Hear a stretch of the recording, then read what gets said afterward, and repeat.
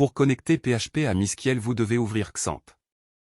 Lancez le serveur Apache et aussi MySQL. En cliquant sur Admin, il vous nous rediriger vers phpMyAdmin. Alors cliquez sur Database, ensuite tapez le nom désiré et cliquez Créer.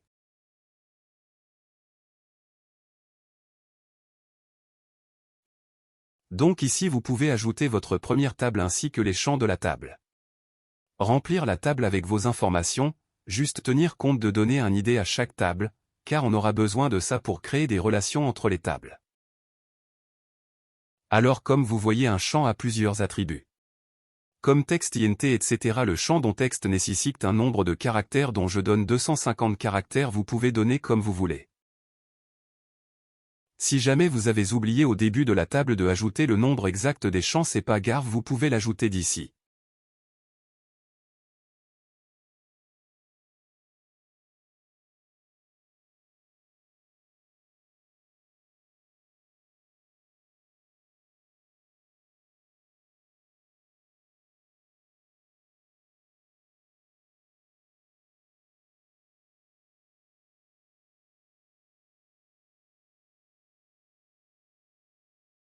Alors c'est le temps de créer notre projet PHP pour le connecter à la base de données.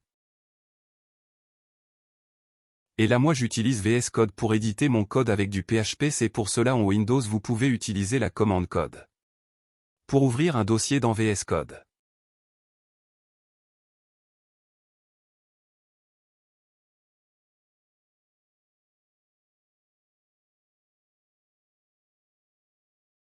Créer un fichier nommé le index.php, c'est simple.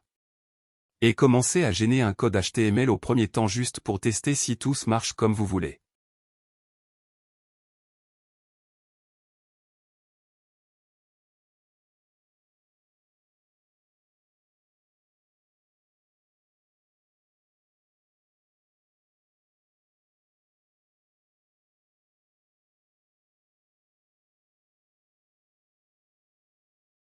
Très bien, c'est le temps de coder avec du PHP. Pour relier une base de données, MySQL, à PHP, il faut déclarer leur nom de serveur, l'utilisateur admin bien sûr, et donner leur mot de passe et plus le nom de la base de données exacte.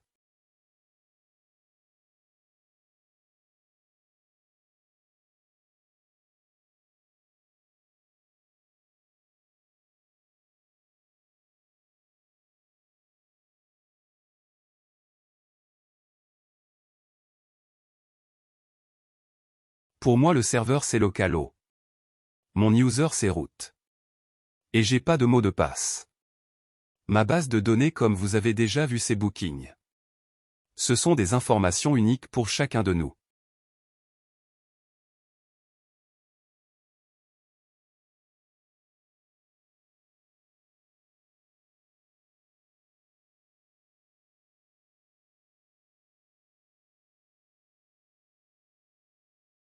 Enfin, il faut créer un try-catch élément pour en premier temps instancier PDO et créer la connexion. On leur donne nos infos déclarées au début de script. Et dans un deuxième temps, essayer de voir s'il y a des problèmes dans nos codes ou la base de données pour les afficher à l'écran.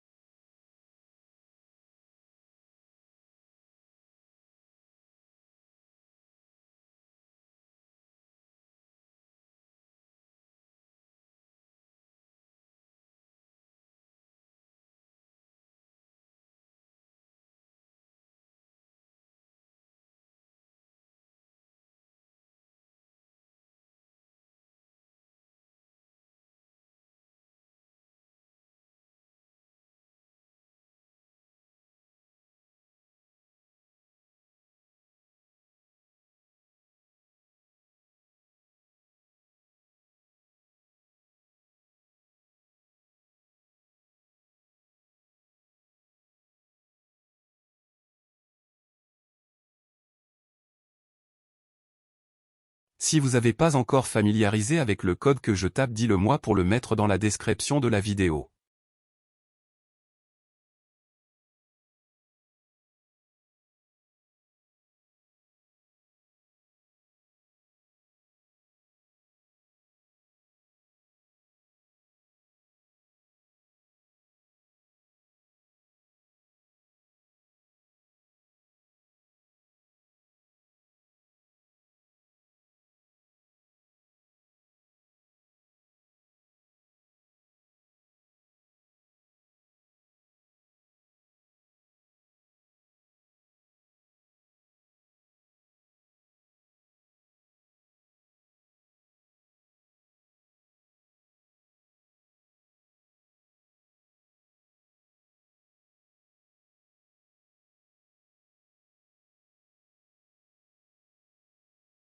Alors maintenant si j'actualise vous verrez notre premier message dans l'écran car on pas commis d'erreur mais si je tente de changer le nom de la base de données vous verrez l'autre message qui indique que le nom de la base donnée est pas le même dans PHP-MyAdmin.